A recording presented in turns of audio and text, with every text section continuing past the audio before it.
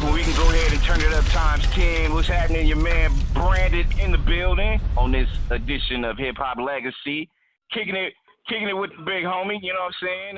Got to send what's happening to my man Gav rocking with me because the guest we got, Gav, at the end of the day, I was thinking about this dude, Gav, and I was like, you know what? We got to make sure that we do something big to celebrate just his grind, you know what I mean? Richie Rich has just been one that I have followed for a long time. So it's like it's only fair that we got to do a show, play his music, dedicate his music grind and his hustle, and let these young MCs and these young fans know how it was done and how the West was won. So, Gav, the Nexxlegacy listeners from all across the globe, we want to say what's happening to Double R live on Hip Hop Legacy. Double R, what's happening, bro? Oh, man, I ain't making no noise, homie. I'm just sitting out here looking at this Harley Davidson sitting in the middle of the street with all these pictures of Tupac all over with a dead battery. You dig?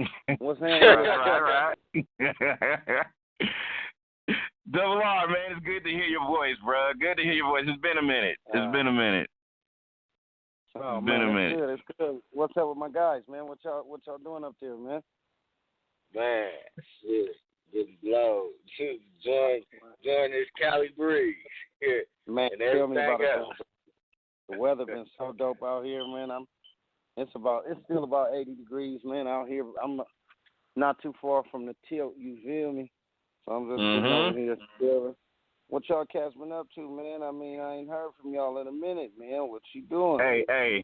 That's why we had to reach out to my guy to just let him know. Like, the audience has been so turned up, but also it's been so many people out there. Man, y'all need to get Rich back on the air. Just, tell him that we appreciate his hustle and his music grind and everything that he is and continue to be. So, we celebrating this night, man, in your honor, bro. We just going to play hella music. We going to turn it up. We going to make sure that we do it all righteous, but also catch up with you, too, and just, you know what I'm saying, see what's happening on your side and what you've been up to, bro.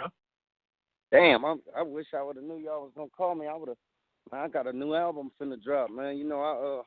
I be keeping my feet in the mud, man. I stay in them streets and I done tangle myself up a little bit with these people. So I got this record called The Fed Case. I don't know if anybody who really been keeping their nose in my business know I got in a little trouble like 4 years ago on some marijuana grow type shit. And I caught a little federal case for some cats that I know. And they finally ran up on me, man, and told me they want me to go lay it down for a minute. But they gave me a lenient sentence based on what it was. But it is what it is. I'm a street nigga. I ain't mad.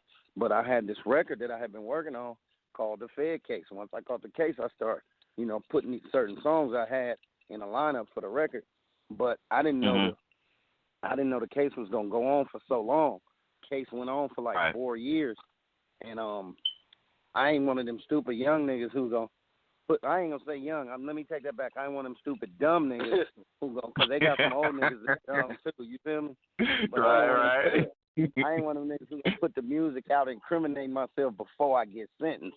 You dig? And then drop up in the courtroom and the judge just dick a nigga all the way down.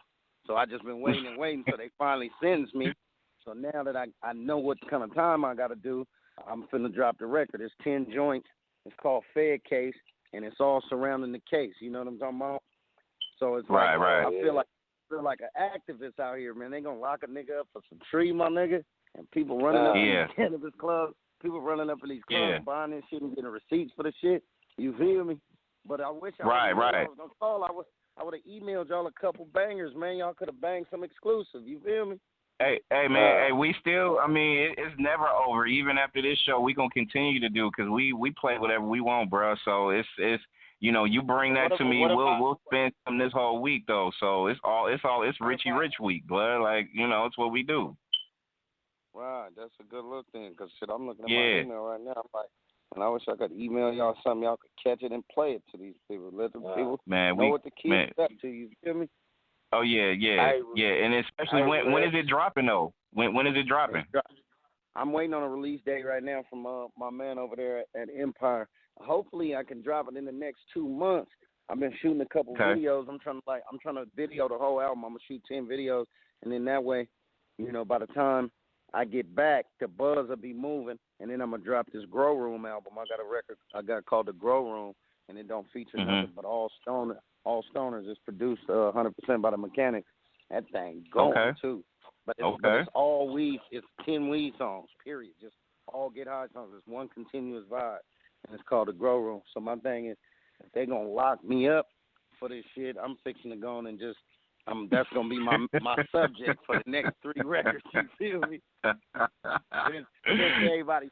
Since everybody's smoking now, and smoking is such a popular thing to do. You know, I've been blowing my whole life.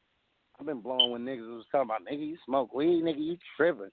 Now everybody, right. My auntie blowing, you know what I mean? My auntie blowing. I mean, my uncle blowing, everybody blowing. So, fuck it, we're going to go on and move forward. You dig? I got you. Gav, throw your question out there to Richie Rich, who's live on Hip Hop Legacy, brought to you by Nexxlegacy Radio. Go ahead, Gav. I was going through YouTube, and I had seen that you had did this track with the Jack, and I was listening to it. That shit go. Okay, I'm wondering which one was it? Was it the It might have been. What is it called? Do you remember the name of it? Because I got a whole record with Jack too that I did. We was working on some shit. We had like 20 songs we had did.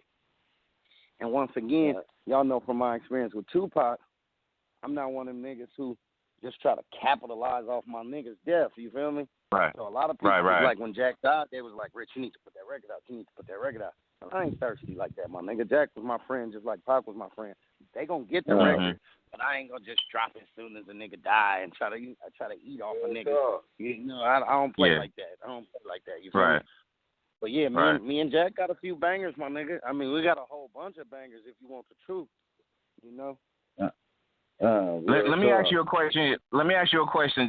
Rich, because you know, I feel like, you know, Gab mentioned the Jack and just, you know, the culture of not just the Bay hip hop, but just hip hop in general, man. Like if you take a look at the culture, and I feel like your art had, you know, brought it to a level, you know, that changed a lot of people's outset. Because I remember I was looking at something that Snoop Dogg put out there as far as his motivation for 213 was because of what you did with 415. And when you look at, like, you know, the early motivation that, you know what I'm saying, is put out there, like, you know what I'm saying, a lot of people got put on because they was motivated by the Next, or they did something because of what you did or Tupac did, or, you know what I'm saying, even going way back to NWA and before that. So when you look at the culture now, do you still see a lot of people that appreciate, you know what I'm saying, some of the classic people that came into the game like yourself and others? You know what? I mean, I got a lot of young cats that I fuck with that say, you know, I might be one of the reasons that they was rapping. You know, like Jay Stalin was one of the young cats that I worked with, like, before he started doing his own thing. You know, I don't want to sit here and say I put Stalin on because I didn't put him on, but I did give him his first shot at studio time and, you know, taught him how to count bars. He was always super talented, but he didn't really know how to count bars, and I kind of just laced him, and I always told him, I was like, dude, to me, you got what it takes to, like, be one of those guys, you know what I mean? And he just went on and opened his own company and started doing his thing. So I look at these young kids now, man, and I listen to some of the music, and I don't know what inspires these guys, to be honest with you. It seems like they're inspired by syrup. They seem like they're inspired by syrup. You know what I mean? If you want the truth. I mean, if they keep it all the way 100. You know, it seems like the syrup is inspiring these niggas, and the Xanax, the Xannies and the Percocets, I guess. I don't know. I'll be sitting back listening to some of this shit, man, and I'll be like, because when we came up, some of them be on that dust too, my nigga. Yeah, man, you know, like Short call it that magic powder. You know what I'm talking about? Right. But the thing is, like, when I was making music, my nigga, I'll be honest with you, we was talking a lot of reckless shit, but I was always teaching niggas about the hustle, about the game, what you could get from hustling, and what could happen to you hustling. Like, I always told all sides of the story because that's the way I was raised in the game. The OGs taught us, they was like, nigga, you get out here, you can get you a whole bunch of money, but you also can get out here and get your head busted. And you also can out here and get out here and get you a whole bunch of jail time. So it's always been about giving the full picture to a motherfucker, and then if you get the full picture, it's up to you how you want to fuck with it. Then my next move was to lace you on how to get to the check or how to fuck with the bitch, or just to lace you, and then you get a full spectrum of what you need to do. And I always felt like it was a message in the madness. I listen to a lot of this new shit. A lot of this new shit pop like it still bob your head. It's shit that I listen to now, and I be like, that thing knock. But if you sit back and listen to what a nigga saying, it's all party oriented music. Like it ain't niggas ain't got no game in the music no more. I mean, all the rappers don't need to talk about the same thing. That's what everybody talking about the same thing. Like, you feel me? Right. And to me, it's like, this is what go ahead. No, I was gonna say, Rich, like, I feel what you're saying, and as a guy who just, who's around since the birth of it, we've seen the evolution of it. We've seen how it got, got creative, and it got creative and real, and it got creative and rugged, and it got creative and thugged out. Like, we've seen all layers of hip hop. So now you look at it, and it's just like you said, it just stays in one lane. It don't go nowhere else outside of the dust. Exactly. You know what I mean? Yeah, you feel what I'm saying? It's junkie music. Like, you feel me? Like, everybody talking about how high they is, and I'm on the syrup, and I'm on the Xannies, and to be honest with you, like, I'm an old nigga. I ain't a kid no more. Even though I look young, I feel young. My chick is young. You know what I mean? I'm real smooth. My feet is still in the pond, so I can see the way the water is moving, and I'm always present and not in the past. But the thing is, it's like the music has, like you said, it's just stopped. It's stopped in one lane, and everybody is just kind of doing the same thing. It's like they done pushed the bullshit to the mainstream, and it's like now to catch some real shit, you got to dig underground to find it. You know what I mean? Hell yeah. And I guess that's kind of how it was, because 415 was underground. It's still some niggas talking some real shit out there, but I don't know if it's the labels that don't want to push the real shit. I don't know if it's the artists feel like if they ain't making their songs sound like Future songs, or then they ain't gonna have they ain't gonna have a shot at blowing up. I don't know, but I listen to the shit, and it's just like, I used to listen to niggas' records, and I could get something from it. I'd be like, oh, he was a fool when he said that. Like, oh, that did something to me. It touched me, kind of like make a nigga skin crawl. Like, Do G's Get to Go to Heaven was a song I wrote. And it was like, the motherfucker meant something. You feel me? Tupac had all them different songs that meant something, and niggas wasn't afraid to do different things. And now I have niggas tell me, man, you need to make an album where everything is like on the same vibe, and I get it, but I actually, like, everybody don't feel the same every day. You know what I mean? Right. And that's what was dope about niggas like Tupac. Is like the nigga could do the Dear Mama, then he could do the Hit 'Em Up. I mean, niggas be feeling different, in different times. Now it's just like it's one lane. It's like Scarface put it best. He said all this new shit sound like one long ass song. Like when it come on, you could tell all the music is related to each other. It's like, damn, that sounds just like the other song. Like for example, the nigga Designer came with the Panda record. I thought that was Future, my nigga. I was Googling Future. When I was looking on YouTube, and it was on YouTube under Future Panda.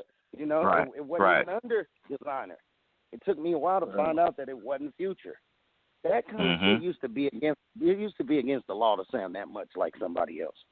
It just used to be against the law. You feel me? Double R. They called them biters, bro. They called them biters. They called them, you know what I'm saying? Studio gangsters. You know what I mean? Come on, man. We knew all that, bro. You on point with it. Definitely. Hey, Rick. But this is what's up, my nigga? It was a thing that you did with Pac. It was like hella long. Y'all was in the studio freestyling. You ever gonna put that out? Was it the Pastor Mike joint or the? Yeah, no, you was like, I raised him. Yeah, I taught him how to ride a bike. You feel me? Yeah. I taught him how to ride a bike. See, a lot of niggas think I be playing with that, man. When Pac came to Oakland, he didn't know nobody. I was one of the first real niggas he met. And I used to bring them niggas weed, him and them little outlaws, Malcolm and Yaki and all them niggas. I used to bring all them niggas with me. The Outlaws. Them niggas ended up being the Outlaws. But I showed Pac the ropes around here. He was still wearing the Nefertiti piece, and he was like on some Black Power shit. He wasn't even thugged out. And we was doing 415. We was on some street shit. But me and him clicked on a different level. Like, we used to smoke together. We used to fuck with bros together. And we just became friends. And then it got to a point to where we were starting to do music. Because I never felt like we was going to do music because what he was on and what I was on was two different things. He was more like a Starry X. He was on some Black Panther type shit. I wasn't on that. Yeah. You know. But then when he got to Death Row and he got thugged out, then he was like, man, let's do some music. I want to do music with you, my nigga. Let's do some music. So we started doing songs together. And it's funny that you say that because I wish I had a podcast because while I'm talking to you, I'm staring at this motorcycle, my nigga, that I built. It's called Machiavelli. It's the cleanest motorcycle in California. It might be the cleanest bike in the country. Yeah. Go get on my Instagram. If y'all got a phone over there, get on my Instagram. I just put some pictures of it up there. I mean, and Pocket's looking at me right now throwing up the West, and it's a fool. Oh yeah, no doubt. But the thing is, I'll reflect back to all the way the music is sounding the same. I can't blame the niggas that's making it totally.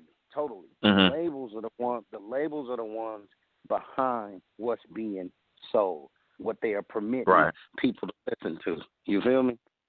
That one lane of music, that shit I call junkie music, that's what they want to feed us. They want to keep niggas thinking, hey, you got to have the Phantom, you got to have the Bentley, nigga, you got to be on the Percocets, you got to be on the syrup, you got to be at the strip club. Nigga, if you ain't killing the nigga, you ain't shit.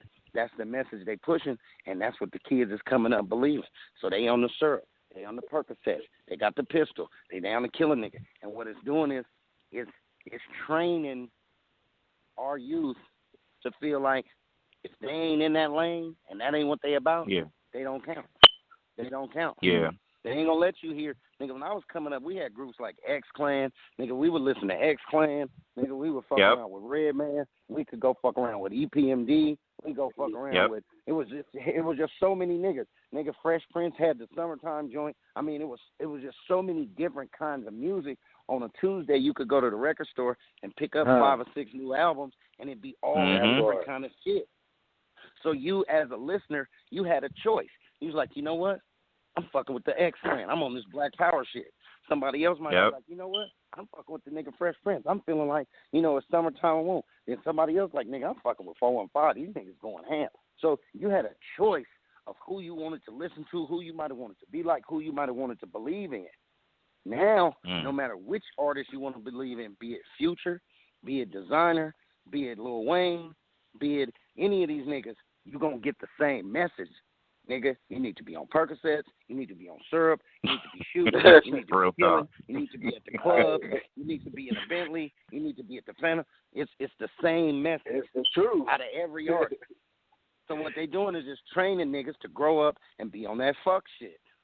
You know what I mean?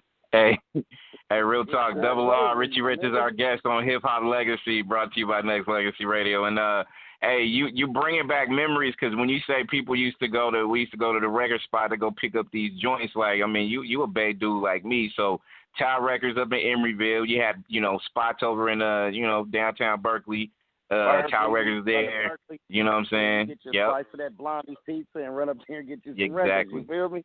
Exactly. Had that turned up, but also you mentioned Tupac, and I was gonna ask you this because everybody's talking about the movie, people seen the trailer, this, that, and the other.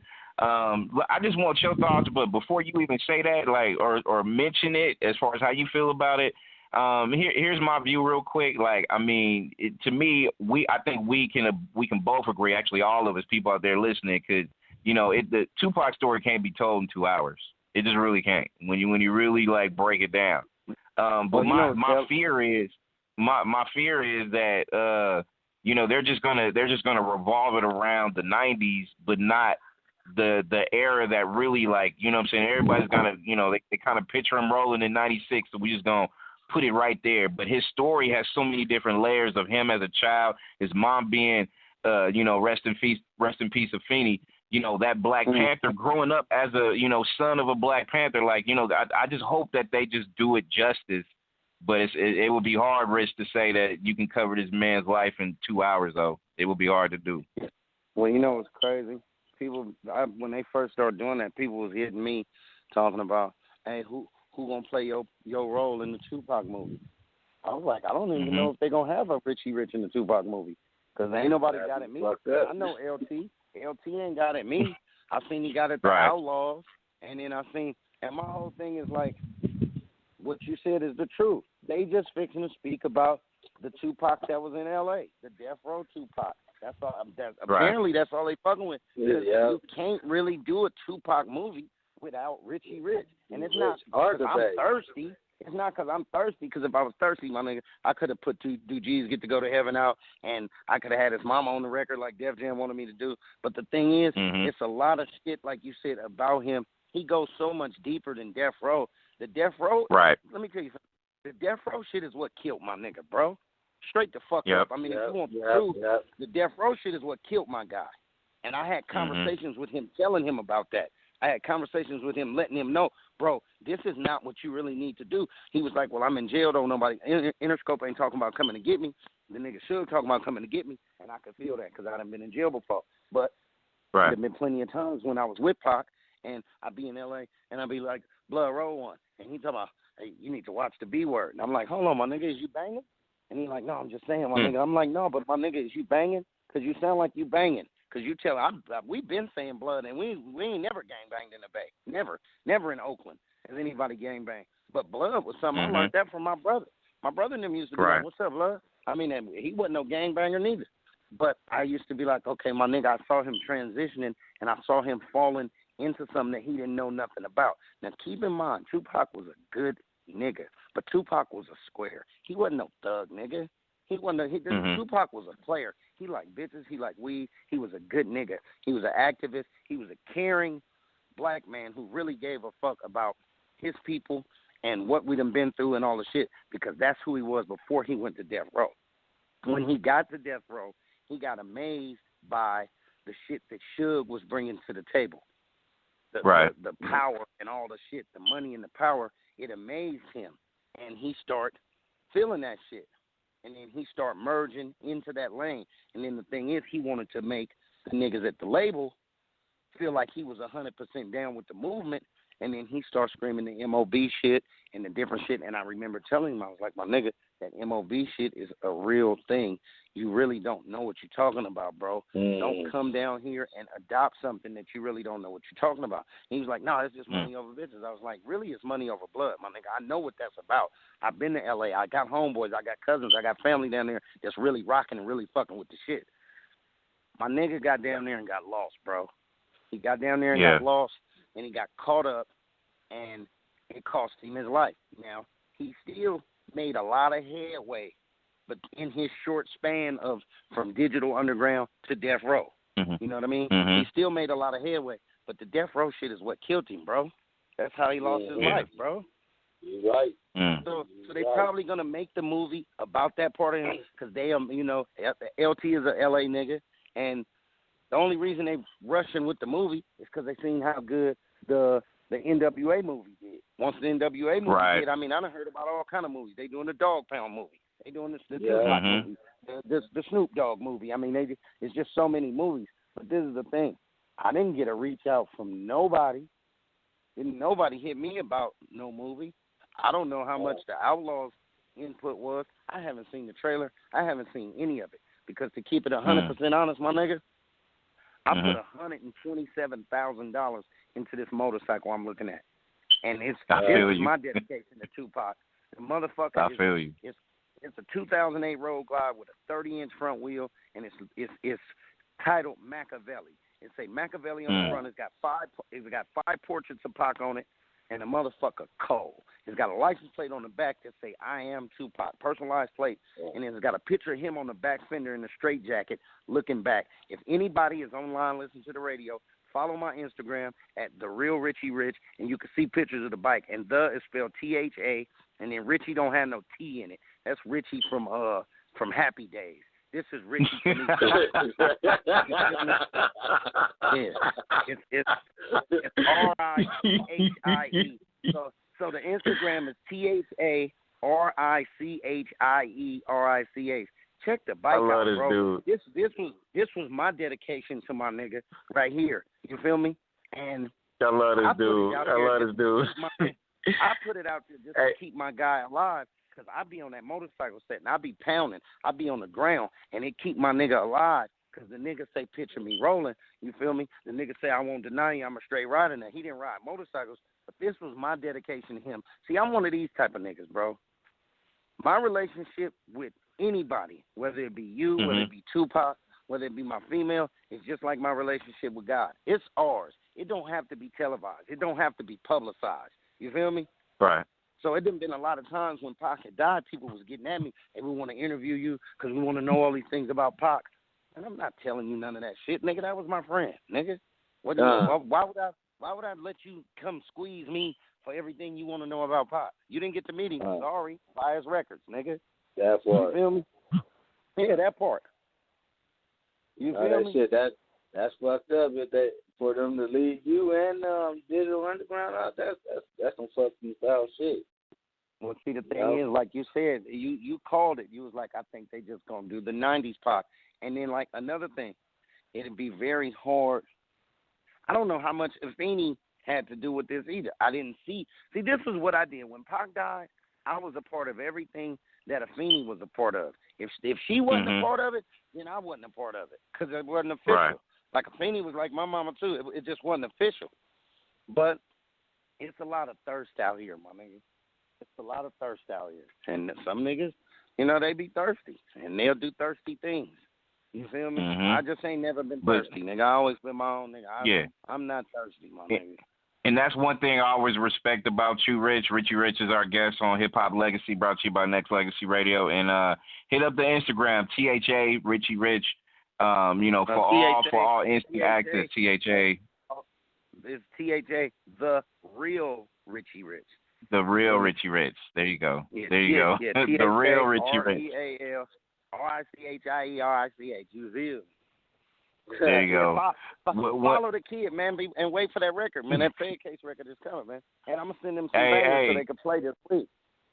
And when it's released, we're gonna do a release party. We're gonna do it like we used to do it back in the day, and we go back way back when we did Yuck's Radio, Smoke a Lot Radio. So Rich, we go way back like that. But also, I gotta throw something out there, because one thing I always respect about you, when you mentioned Tupac, he has so many lanes with his music.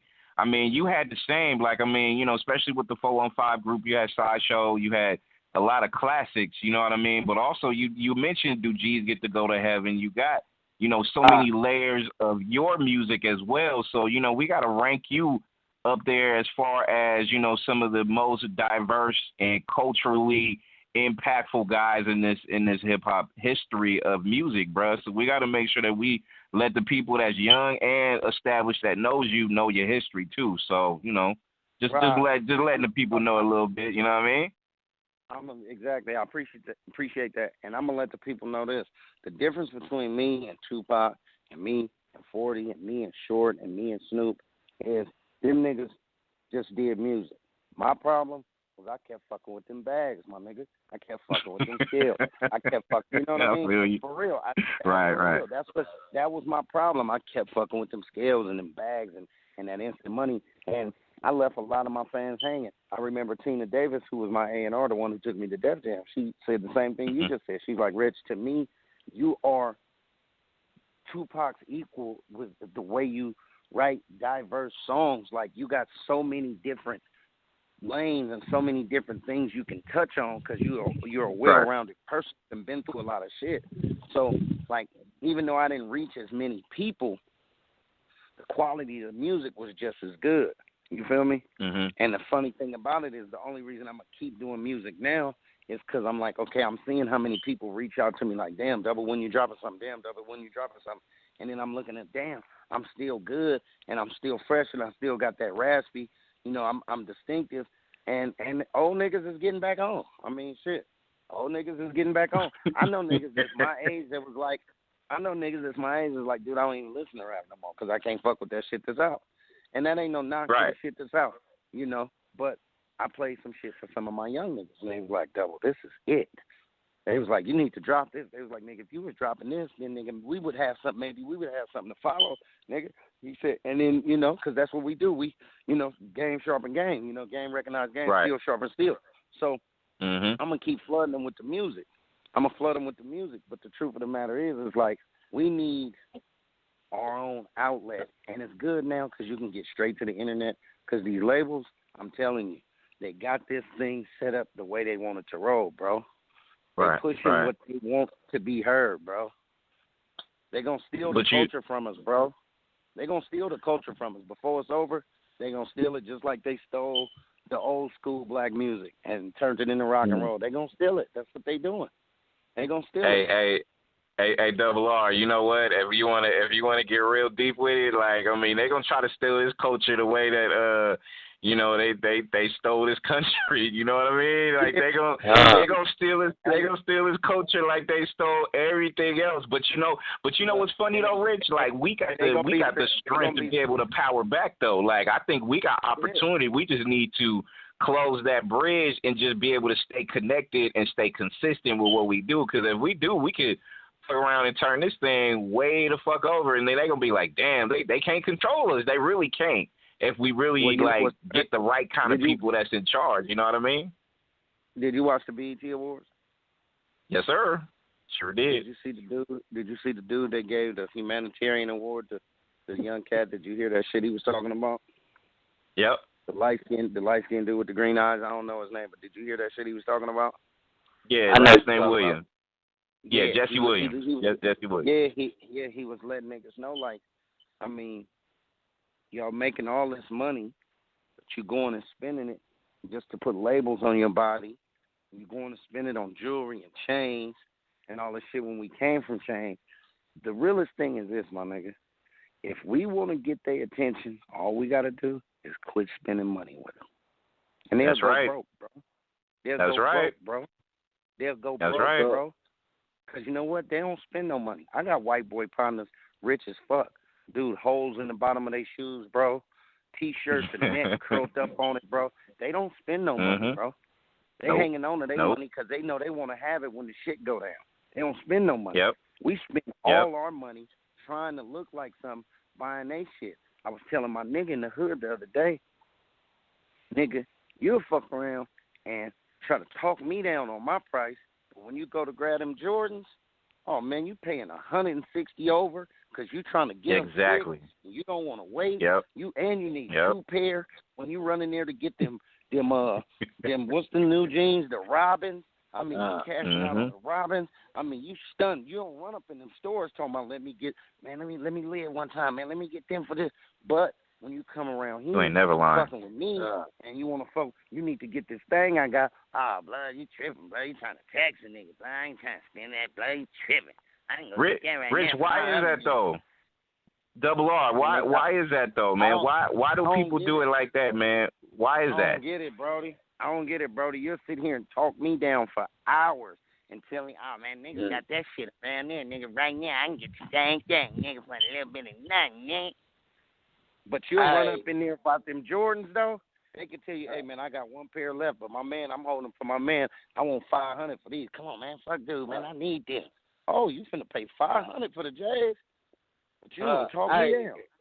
It's like what 40 said on that song Blaze. You can look out for the homie, but if you don't do it that one time, you a punk motherfucker to that homie.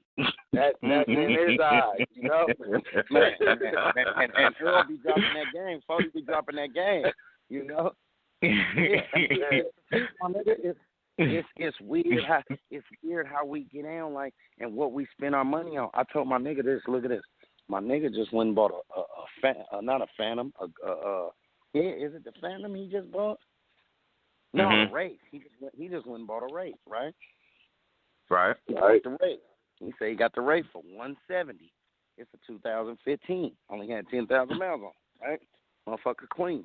Now, mind you, when the Wraith is new, the Wraith is a $410,000 car, depending on the options. You can option it all the way up to $440,000, $450,000. But when it's brand new, it's a $400,000 car. All right, I'll say that to say this. My man just went and bought one, a nice one with 10,000 miles, 2015, for 171,000. Right. Right. Now, how the fuck do a car lose $230,000 worth of value in 1 year? You know why? Because they making all those Wraiths and all them new cars that Rolls Royce is making and that Bentley making for niggas, for who basketball players, football players, and rappers. Because them white people ain't buying them cars. White people ain't buying them cars. Yep. So they buying them because you buying them cars. They know who buying them. And then we get on the thing and rap about them, and we put them in the video. So nigga like, oh, I got to go get that Wraith. You seen that Wraith? What you call them? Got the Wraith. Oh, whoop. So you go blow your money on this car that ain't worth shit. Because if it was worth something, I fuck with cars. I fuck with whips. Ain't no way no car gonna lose no $230,000 in 1 year, my nigga. Exactly. But they building that shit. They building that shit for us. They don't build a Wraith for the white folks. Don't drive Wraiths. And Rich, and if the white folks drive it, if they drive one of them, you know it's a tax write-off, bro. Like they got a way where they can be able to parlay that into a tax write-off, so they get the some of that money back at the end of the day. They using it for there is a purpose for what they do. You know what I mean? Like there's an underline with all that shit, bro. Like you so right about it, so right. I was telling my young nigga the other day. I said, nigga, I'm gonna put this on my mama. I ain't never bought a bottle or a table in my life, in my whole life. Even when I was playing the clubs and all, I've never bought a bottle. Ever, never, ever, never. Because the first time I tried to buy one, I was in Puffy's club. I was in Justin. And it was in, let me see, I dropped the Def Jam album, I think in 96. I think it was in 97. And I was in Puffy's club. And they was coming around, they were serving bottles. My nigga had a table. He's like, man, you want to get a bottle? That's when I was drinking Remy. I said, hell yeah, I'll take a bottle. And they whipped that motherfucker up, and they was like, it was $150 or $200, right? And I said, for that? Nigga, that's like $35 at the store, bro. Right? I'm like, bro, that bottle costs $35 at the store. Like, how is that $500 in here, man? How is this bottle of champagne $1,500? How is this $100 bottle of champagne $1,500, bro? Like, how does that work, right? And it's like, how does that work? But you know what? That's what niggas do. My niggas be blowing so much money in the club. My little niggas, man, they be having the receipts. They be putting them on the Snapchat, on the I mean, they just blowing the dough. Like blowing the dough. They get into the money, but they blowing it. Yeah. They blowing it. Right. I done seen tabs. Oh, here come a car. Don't hit my motorcycle. It's out in the middle of the street. Okay. All right, my bad. All right. So I done seen you good. My nigga. I done seen tabs, my nigga, 34,000. Niggas in the club buying bottles and food, 34,000. The tip 8,000. White folks, you can't sell a white man no bottle that costs $100 for $1,500. Then we need a table. What's up with you, brother? Then we need a table. Yeah, I see you. It's all good. Then we need a table, so you're gonna charge us for this table. You ain't seen this yet? Come check it out when you get a minute. Yeah. So then we need a table, and the table gonna cost us $2,500 to come sit at this table with these 5 chairs, and you're gonna give us a couple bottles, dude. All this shit is a cycle, Brody. They all work together, and then they promote the music, and they show the niggas in the videos, and the niggas who having money, the popular niggas is buying tables. These niggas buying bottles. These niggas driving race. You niggas better get your paper up. You better get your check up and get out here and live like you supposed to be. Because if not, nigga, you's a bum. Nigga, you ain't having no money, nigga, you's a bum. And then these niggas get to striving. Well, I ain't got no hustle. I'm finna go kill 4 niggas. I'm finna strip this nigga out. I'm taking this nigga chain and everything else. I'm finna go get me some bottles on the table. My nigga, all this shit is, boy, it's so hypnotizing. Boy, they got us so fucked up, my man. And you ain't never lying. Double R, Richie Rich is our guest on Hip Hop Legacy, brought to you by Nexxlegacy Radio. And quick one, man, before I let you handle your business, bro. Like, hey, for one, actually, no, it's 2. 1, can you come back with new tracks? And actually, when we do like another show, we'll just go ahead and revolve it around your entire album that's coming out, and especially once you get the street day, like something exclusive, and then you can take calls from your fans and shit like that. You down with that? Yep, I'm down with that. This is the only thing. I'm gonna send y'all some music to play, cause real talk, on the 28th of that next month, I'm out of here. And I ain't going to be back for 10 months, bro. I ain't going to be back for 10 months, so y'all going to have to hold me down until I get back. So I'll send y'all some shit to play, though. You feel me? No, I'm definitely going to hold you down. And not only that, like, we're going to make sure that we handle business, you know, way beforehand. So, you know, like I said, man, one of the reasons why I wanted to do this show is just to, you know, let you know, not just myself and Gab, but all these listeners out here listening that, man, we appreciate you, bro. Like, you know what I'm saying, all the shit that you have done and all the shit that you are continuing to do, man, and holding you down is nothing while you got to go take care of business, bro. But at the same time, we're going to keep your music rocking like we always do. And, man, this is one thing I want to say to the fans, man. Anybody who done ever listened to Rich, bought a Rich record, I mean, store ain't shit without customers. You know what I mean? So the people, I mean, I was elected by the people made me. I appreciate all that. Like, a lot of times people be like, damn, Rich, you the nigga. But really, no, you the nigga because you supported me. You feel me? I could be out here in the store selling tapes. If don't nobody go buy none, you know I'm an old school nigga. I said selling tapes. But look, if don't nobody go buy none, then a nigga ain't shit. You feel me? Straight up. Right. I salute anybody listening. And, you know, I hope I didn't hurt nobody's feelings with all this game I got. But, I mean, I'm going to be a straight shooter all the time. I ain't never seen a gun with a bent barrel. I shoot straight, my nigga. You feel me? That's why we got a lot of love for you, man. Like I said, man, people that understand you giving free game tonight on this station is you know what I'm saying, they should be able to appreciate that. And to me, at the end of it all, man, I think the game needs us anyways, because we love this culture, man. We ain't gonna say it's dead or it's dying or whatever, because we got people like you that's still putting out music and others, but shit, we got to make sure we find ways to be able to continue this legacy the right way. Like, if we got to hip-hop police it to the point where it's solid, where we going to have to make sure we do that. You know what I mean? Exactly. Yeah, because we still in position. All we got to do is, like you say, police it till it's solid. You know what I'm talking about? Yep. Each one teach one. You feel me? It's good. Exactly. Rich, I appreciate you spending time with us, and we gonna get you back, and we gonna do a whole thing, and we gonna have your fan base take calls, and so I'm gonna be at you. You know what I'm saying, tomorrow the next, but you know what I'm saying, hey man, keep grinding and know we got you, bro. We gonna always have you, bro, because you are the inspirational guy. We gotta make sure we do what we can to keep you solid. You know what I mean? All right, it's love. Y'all stay up, man. Keep pushing. You too, bro. All right, you do the same. All right, that is a great one. He is one of my hip hop heroes. He is one of the guys that I feel in this business, like, I can rely on this guy for, like, 100% realism, not just about the culture, but the way of life. And I appreciate Double R hanging out with the legacy. Gav, I'm branded here. We got music. We're going to come back and make sure we get it popping right here on Nexxlegacy Radio and take your call. So we'll log in. Testing 1 2.